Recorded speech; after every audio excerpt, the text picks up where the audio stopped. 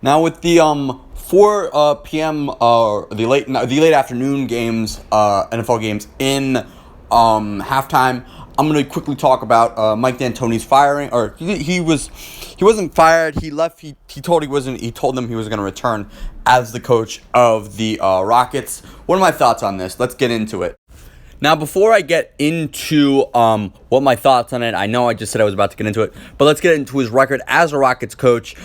He was 27 and 102 in his 4 seasons as a Rockets coach.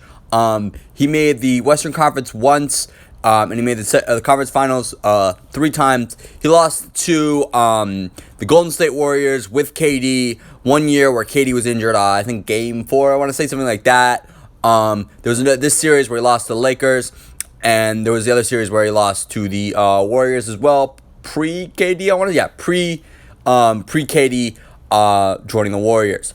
He was also nominated, he was not nominated Coach of the Year once there. But yeah, let's get into my thoughts on this.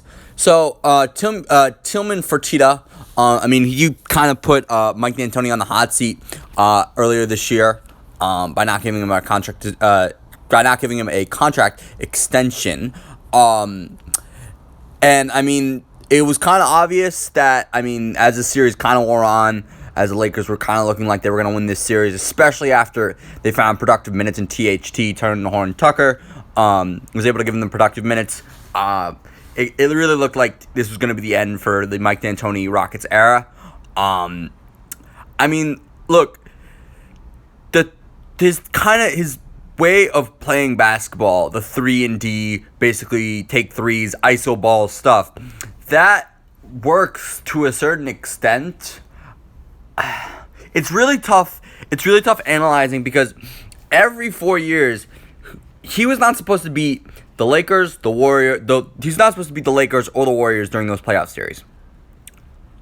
But at the same time, at some point, if you have James Harden and you have another time you have at least a top 15 player, you gotta advance. You gotta make the finals. Maybe it's like, who is he supposed to beat though? Like, is he supposed to beat Stephen Curry and KD? I just don't think that's. I knew this was coming. I'm not sure if it's completely deserved, but at the same time, it's kind of expected because, look, the owner expects them to compete for a title every year. Or at least win the title every year. That's what I should really say. They should win the title every year. But they're not the best team in basketball. It's either the Lakers or the Clippers. Those are the best 2 teams in basketball. And I know the Clippers might lose to the Nuggets. So if it's the Nuggets, then it might be the Nuggets, the Lakers. But it's just, I don't know. I think this was expected. I'm going to conclude with this before I get into what's going to happen next for Mike D'Antoni. I think this was an expected move that was, I would say, kind of deserved, yet at the same time, you can make a case that he did not deserve to be fired. Now let's get into what's going to happen next for Mike D'Antoni. Now he is 69 years old. So he is very old, getting up there in age. So he might just retire. But there are rumors that he's going to join or coach the 76ers, which, they kind of make sense to me.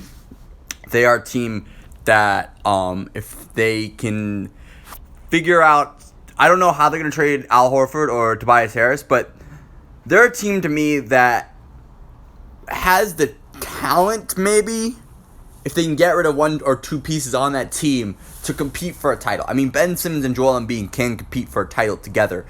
I'm not sure if they can compete. I'm not sure if they can completely compete together. But basically what I'm trying to say is they have the assets right now, the talent on that team that they could trade for, or they could trade away for other talents if they can somehow make any of those deals work. That they can compete for a title. So I do think that Mike D'Antoni, who's getting up there in age, who still has a very good system, and Look, if it's one thing the Sixers need, it's they need to shoot more threes. And Mike D'Antoni, he loves shooting threes. He's